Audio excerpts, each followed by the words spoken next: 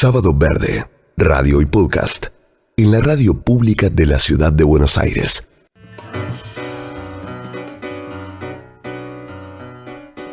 La historia de la alimentación en Argentina, 1950-1980. Termina la Segunda Guerra Mundial y se establece una clara polarización. En Occidente aparece el consumo voraz y los alimentos industrializados. En Argentina asoman los primeros enlatados. Los conservantes pasan a ser parte habitual en la dieta de las personas. Con el cierre de la primera etapa del peronismo, la producción nacional deja de apuntar al mercado interno como primer objetivo. La idea de exportar para atraer dólares trastoca el modelo de producción y se producen cambios estructurales. Alimentos argentinos, ¿evolución o decadencia?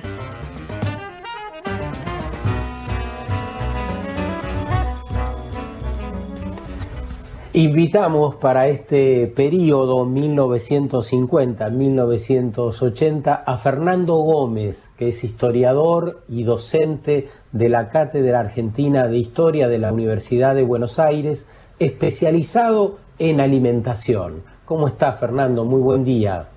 Buen día, Sergio, buen día, Cruz, y a todos los oyentes. ¿Cómo andan? Bien, muy bien, con ganas de saber un poco más. ¿Qué destacarías de este periodo de la alimentación en la Argentina, de la producción y del consumo?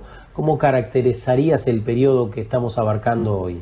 Bueno, es un periodo muy interesante. Yo hice un trabajo con un colega, Ignacio Zubizarreta, deteniéndonos puntualmente en la historia de la lechería, y a partir de ahí entramos como un vector, como una ventana a todo este momento histórico, no solo ¿no? Pero en este puntualmente, para ver también qué ocurría con la alimentación en general. Me parece que para ordenar un poco y encuadrar el periodo hay que tener en cuenta que es un tiempo en el cual se duplica la población en Argentina, ¿no? Se pasa de 15 millones de habitantes a 30 millones de habitantes, una variable interesante siempre para considerar los modelos de producción de alimentos, ¿no es cierto? Después es un periodo en el cual se agudiza la urbanización, ¿no? Se pasa de por ejemplo, los registros indican que un 60% de la gente vive en las ciudades en 1950, y en 1980 ya estamos arriba del 80%, ¿no? O sea, ahí tenemos otra variable para tener presente. Y después hay un fenómeno muy interesante que es la posguerra, ¿no? La llegada de la inmigración, una segunda ola inmigratoria sería, ¿no?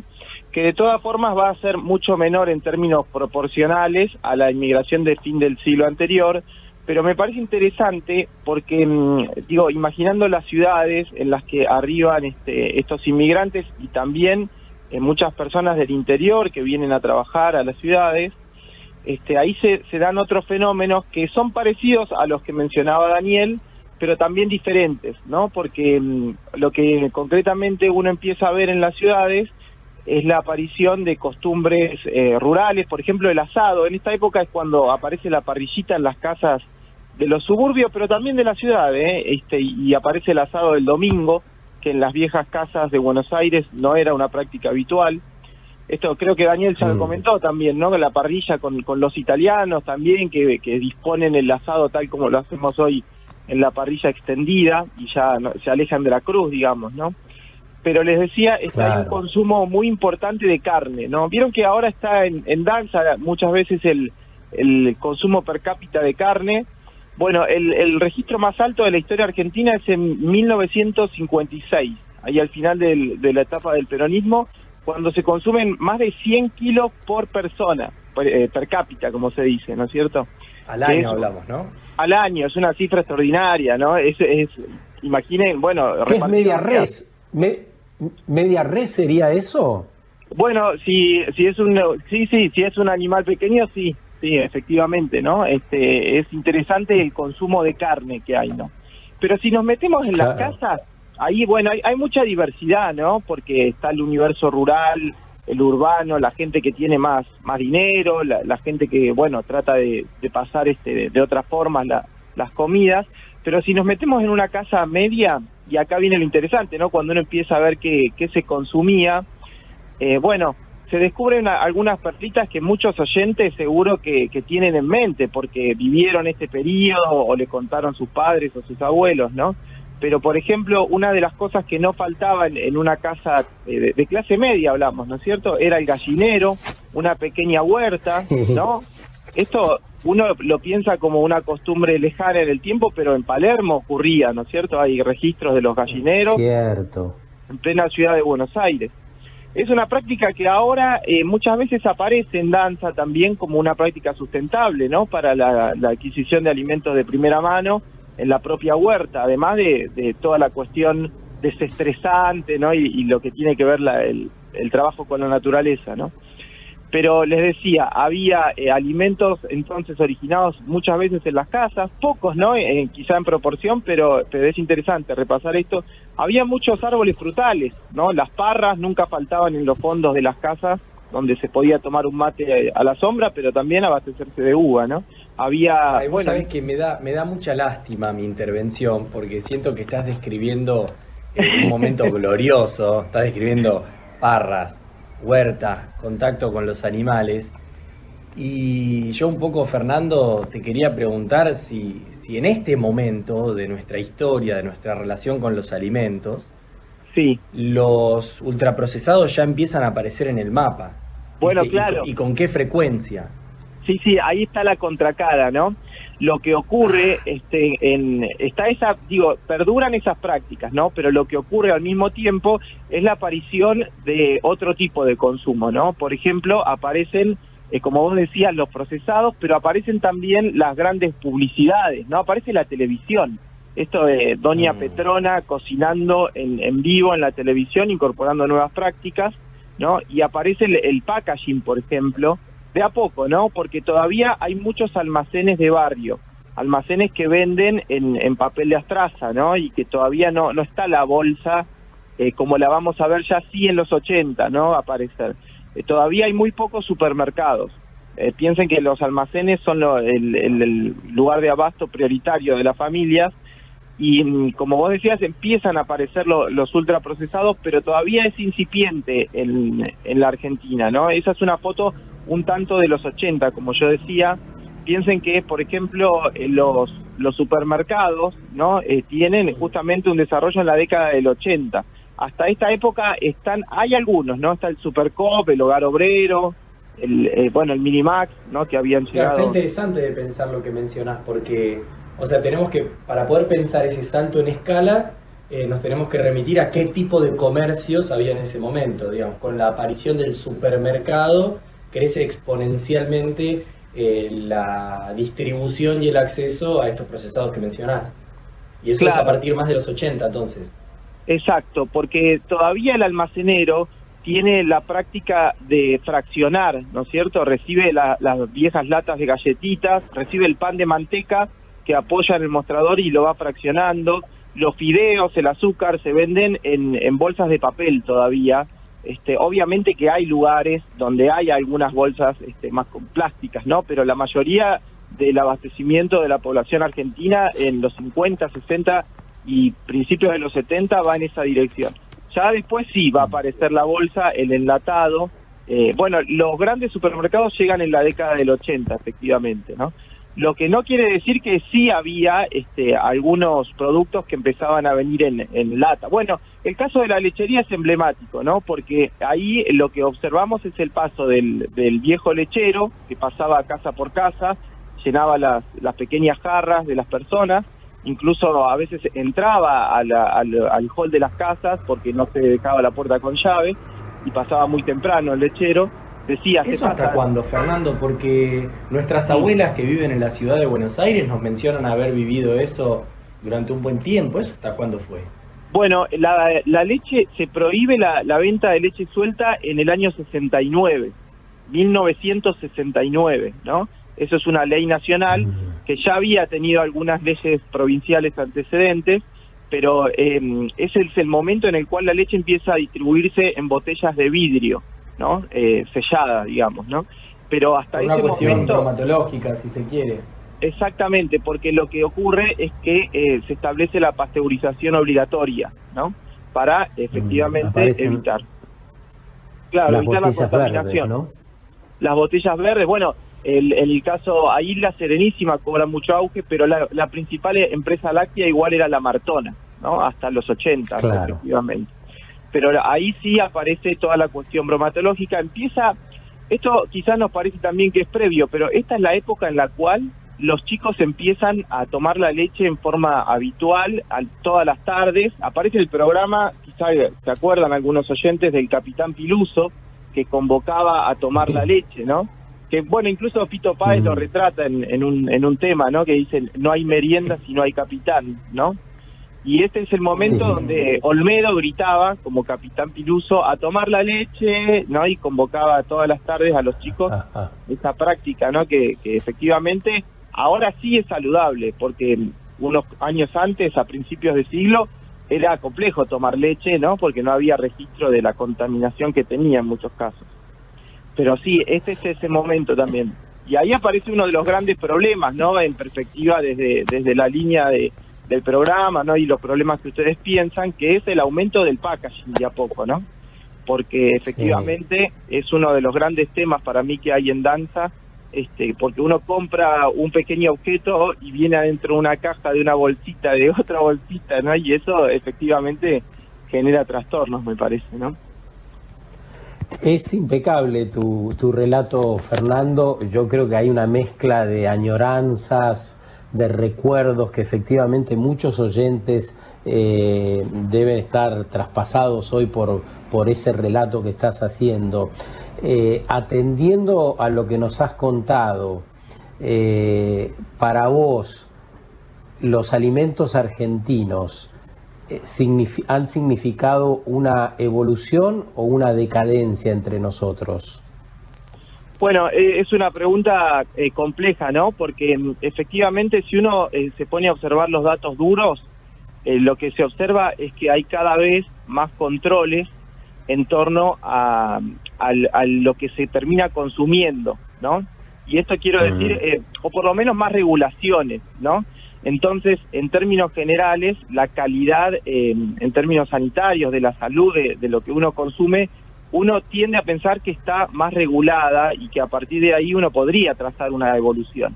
Pero como contracara de eso, cuando uno observa los procesos productivos, muchas veces justamente los términos de devastación de los ambientes naturales son complejos, ¿no? Y son uno de los grandes problemas que hay hoy en día, además de toda la cuestión vinculada, ¿no? Con el trato de los animales, que es algo que está cada vez más en danza, ¿no? Pero efectivamente no me animo a decirte que esto deja un saldo positivo o negativo, sino que creo que se entrecruzan y hay parte en el haber y parte en el debe, digamos, para seguir pensando y trabajando. Fernando, te vamos a convidar hoy una máquina del tiempo para que te puedas subir, viajes a ese periodo entre 1950 y 1980 y comas o bebas, pero que puedas ingerir 3 alimentos o bebidas distintivas de aquella época. ¿Cuáles 3 platos serían? Bueno, ahí, o sea, un poco por curiosidad, ¿no? Me gustaría probar esta bebida que era la bebida, la gaseosa de la época, que era la Bidú Cola, que yo no la llegué a probar, ¿no es cierto? Pero era un clásico de la época, ¿no? La Bidú Cola. También estaba el Comari, ¿no? Una bebida amarga, porque claro, me olvidé de contarles, pero un clásico era el sodero, ¿no? El sodero pasaba todo el tiempo, 2 veces por semana, y es una práctica sustentable si uno la piensa, porque era, o sea, la soda se devolvía, se rellenaba, se devolvía, ¿no? Era interesante desde ese punto de vista. Pero para tomaría una Bidú Cola, como te decía. Y después, siempre me acuerdo de mi mamá hablando de los caramelos Mimú, que tampoco los llegué a conocer, tendría que rastrear por algún kiosco por ahí a ver si queda alguno, pero eso no lo llegué a probar. Y después, bueno, hay que tener en cuenta también que había un poco más de pastelería hogareña, ¿no? Algo que hoy se dejó bastante de lado. Entonces, volvería a comer, porque estos sí los comí, ¿no? Pero sé que antes mi abuela los hacía más. Los viejos buñuelitos y las torrejas que hacían, que eran los dulces de la época. Eso. ¿no? Eran qué rica dulces a base de leche y, bueno, la torreja se freía. Es una comida que viene de los vascos franceses, ¿no? Viene de toda la región europea ahí al norte de España, pero era un clásico, ¿no? Me parece interesante recuperar que esas comidas eran muy poderosas, muy potentes, muy calóricas, ¿no? Porque también en esa época había otra noción de lo que era saludable. Ustedes piensen que había mucha gente que había pasado las penurias de la guerra, ¿no? Entonces, mucha gente que venía de la guerra europea, cuando podía, generaba unas pautas de alimentación donde los hijos hoy serían considerados obesos. Y en esa época, claro, en esa época estaban rebosantes y decían, mirá qué lindo que lo tenés el nene, cómo comió, ¿no es cierto?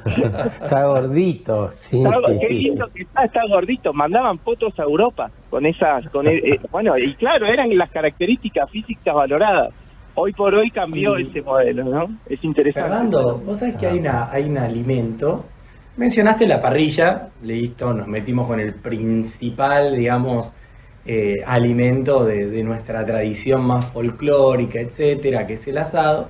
Ahora yo te pregunto, la picada, la famosa picadita, la de unas aceitunitas por acá, unas berenjenas por allá, unos pepinos, el salamín, el quesito, con un poquito de pancito. ¿Cuándo nace eso? ¿De dónde viene? ¿Se lo rastreó? Bueno, sí, había picadas en esta época, bueno, no sé si decir o no decir marcas porque todavía están, pero había Dale, sí. Bueno, el Gancia, el Cinzano estaban en esta época, eran un clásico con soda a las tardes, ¿no? La picada, ¿de dónde viene? Bueno, es una práctica tradicional que viene de cuando todavía había que hacer conservas con los alimentos, ¿no es cierto? Y viene de lo que se conoce en España como las tapas, ¿no? Había que hacer conservas porque no había forma de mantener a los alimentos a lo largo del tiempo. Entonces esas berenjenas, al escabeche, ¿no? Todo las aceitunas en salmuera, en fin, todo el fiambre, ¿no? Todos esos alimentos se guardaban en latas y de ahí estaba la práctica de la picada, que era abrir las latas, bueno, por eso se llaman tapas, ¿no? Y en las propias tapas de las latas poner asimismo un poquito de cada cosa. Pero una cosa interesante es que en la mayoría de las casas en esta época se tomaba una sopa antes de comer, ¿no? La sopa era un clásico y se mantiene esa idea.